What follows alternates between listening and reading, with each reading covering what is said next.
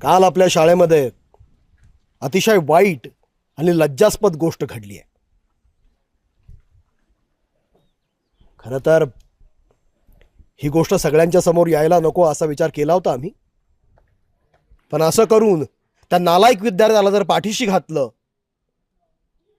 तर उद्या याच्यासारखेच आणखीन विद्यार्थी तयार होतील. आणि म्हणूनच त्या विद्यार्थ्याला शिक्षा होणं गरजेचं आहे. काल शिक्षकांच्या स्वच्छतागृहात आपल्या शाळेतल्या 2 शिक्षकांची नावं लिहिली गेली आणि त्याच्या खाली लिहिणाऱ्याने स्वतःचं नाव लिहिण्याचाही मूर्खपणा केलाय. त्या विद्यार्थ्याचं नाव आहे अभिजित पवार. काय मध्ये मी कधी लिहिलंय? काय घालायला शिवकालच्या कबड्डीच्या मॅचचा वचपाय.